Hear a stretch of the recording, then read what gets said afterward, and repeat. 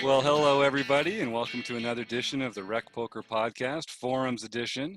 I'm your host, Jim Reid, Bluffsterini in the home games, and at Jim here in the rec.poker forums. I'm joined by a group of illustrious poker wizards. Andrew, you're first. Why don't you take us through your name and where we can find you?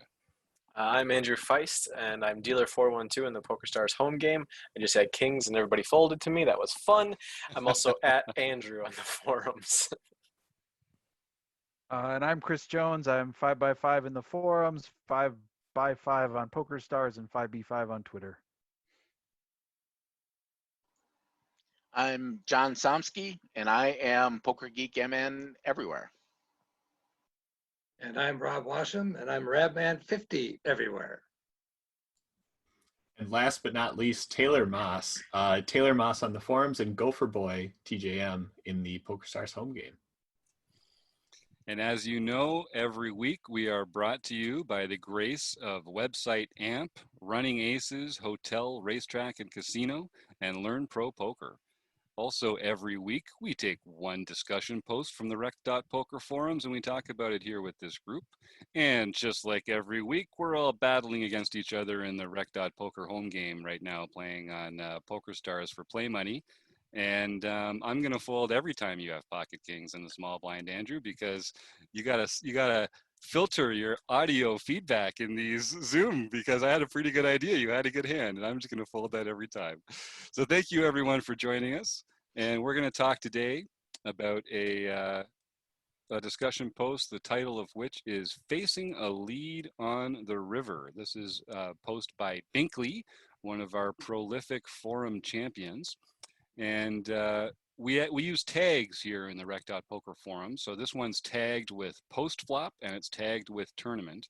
There's a few tags you can use, make up your own, but if you're writing a strategy post, please do enter those tags, because it makes it easier for us to look back and sort them out and find great hands like these to bring onto the podcast.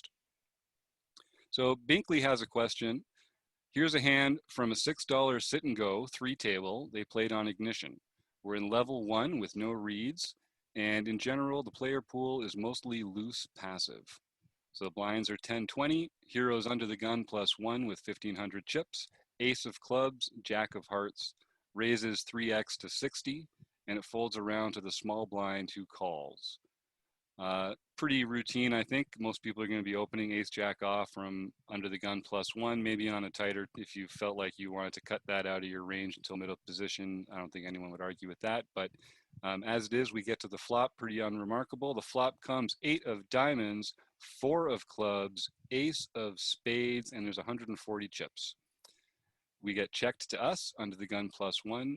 We've got top pair with a decent kicker, and we bet half pot and the small blind calls. Turn brings the jack of clubs, great card for us. So 8 of diamonds, 4 of clubs, ace of spades, jack of clubs. We've got top 2, there's 280 in the pot, and the small blind checks again. We bet 190. Oops. We bet 190 and the small blind calls. If they folded, it would have been a pretty boring hand. The river brings the 6 of clubs. There's 660 in the pot, and the board reads the ace, 8 of diamonds, 4 of clubs, ace of spades, 6 jack of clubs, and 6 of clubs. The small blind leads out for half pot. What does the hero do here? So ARW has a few questions. Would this player make this river bet with worst 2 pair? Would this player make this river bet with only a flush or straight? And then he breaks down what's on the board, the different combinations of sets, 2 pairs, straights, flushes, and then there's a recap at the end. I love the thorough, comprehensive style that these guys have when they post. And it really, we can't really do it justice by going through the entire breakdown with all the different combos over the podcast. It just doesn't make good podcasting, but go to the forum to get some of that. So we're in this spot. What does everybody think about Binkley's questions and how we might want to proceed from here? Yeah, I had a comment that I posted back to him, and there's a few things that make you a little bit uncomfortable about this river. One, the flush comes in, so now there's a flush possible.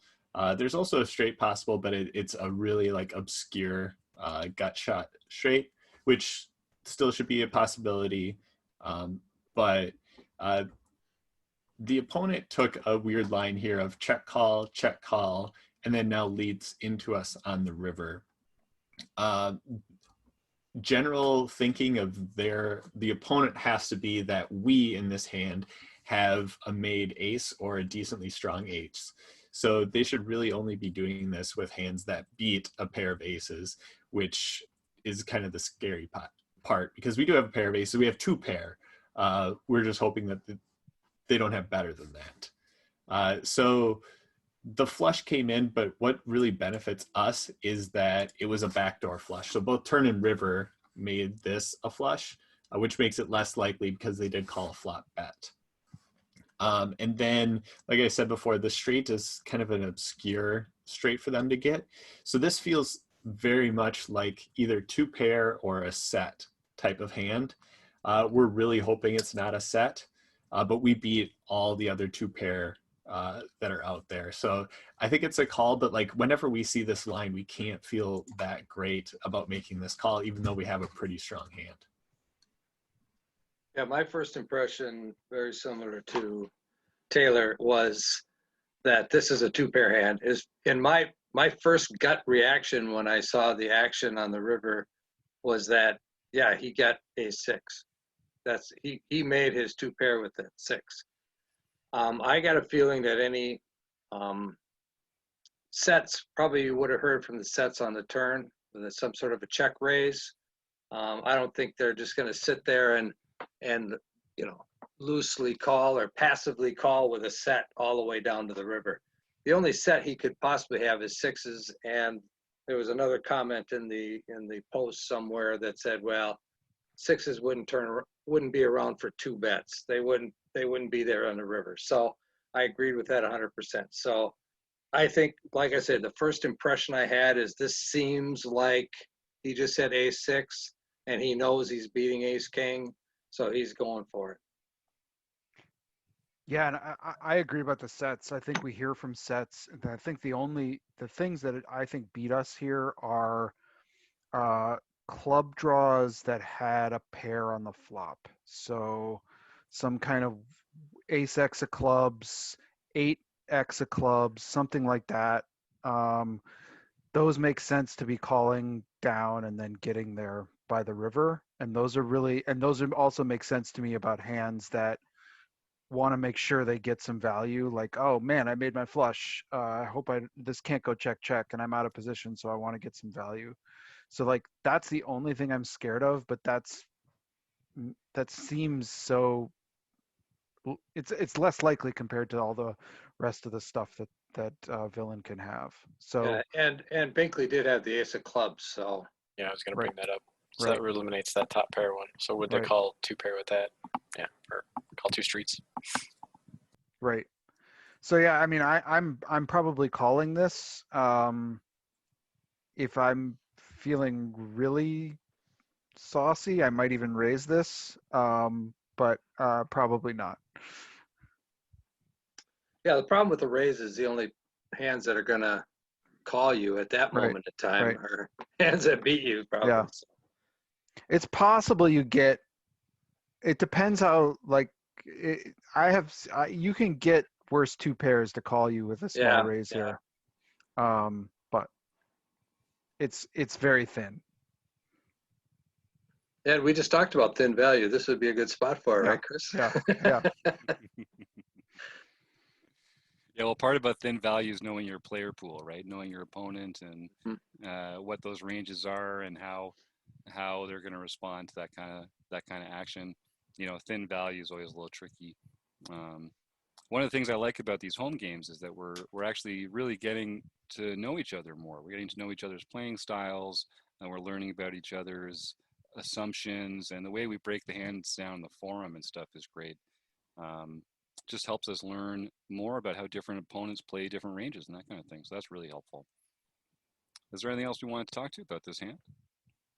I know one thing that I just love. I always have like one favorite thing about each of these posts that we bring to the discussion. My favorite thing about this one is at the bottom. This is a pretty old post. I mean, we only got the website together a couple months ago, so it can't nothing could be that old. But this one's pretty old by that count. And Binkley is also a pretty new member to Rec Poker Nation, but um, I know they have started trying to get more focused and a little have some more accountability into their poker study. And they say here that after hearing so many top players and coaches recommend sharing and discussing hands as a great way to improve, I'm committed to doing it. And I just think that's great. That was about 6 or 7 weeks ago that Binkley put that post in there. And he's turned into a real tour de force forum poster. And I know we're all getting a lot of what he brings into the forums, and I can tell based on our chats, he's getting stuff out of it too. So be a Binkley, everyone. Come to rec.poker and put a post up for us to break down, tag it for us, and we'll be talking about your poker journey on the next time we get together for one of these forums edition of the Rec Poker podcast. But barring any other comments, I think I'll just thank Well, oh yeah, please get Just, in there. do you want to give the results? I don't think Oh, we actually said what the results were. oh yeah, that's We right. have them in this hand. Yeah, do it. Get in there, Chris.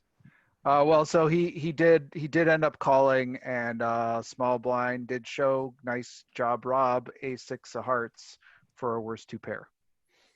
Hmm. And that, yes, you're right. Maybe about that thin value. There you go. Just Yeah, goes to I think show. this was a really like fun hand to go through in terms of actually like going through each street and breaking down our opponent's range. It's always nice when it kind of falls into the range that you're predicting, but I think all the stuff that we had talked about before, like, hey, how often do they have a flush here? How often do they have a straight? How often do they have a set? And how often do they have two pair? You can really start breaking those different pieces down and kind of do a really good range exercise with this specific hand. Yeah, and again, we can't really give it the kind of depth that it deserves here just talking about it, but go check out this post. The post name is Facing a Lead on the River by Binkley. And you'll really get a sense of, and once you start doing this on paper, and once you start visualizing the combos, and once you start thinking, internalizing the range, a lot of this becomes very easy to do at the table. You don't even really think about it. You just your instincts, your the back of your mind is kind of processing a lot of the stuff, not to the fourth decimal place, but to enough to you can kind of think about other things that are more more rarefied, more impactful to this particular decision. And you can let some of this range work kind of work in the back of your mind. So we're going to be doing more range work in these forum episodes, and we're probably also going to be doing some range specific exercises at rec.poker later this year. So go check that out. And if you have any questions about range, you can type that into the tag field in the forums as well, and drill down on any sort of little particular thing you're interested in there. So thank you to website AMP, Learn Pro Poker, Running Aces Hotel, Racetrack, and Casino. And we will see all of you next week. Thanks again.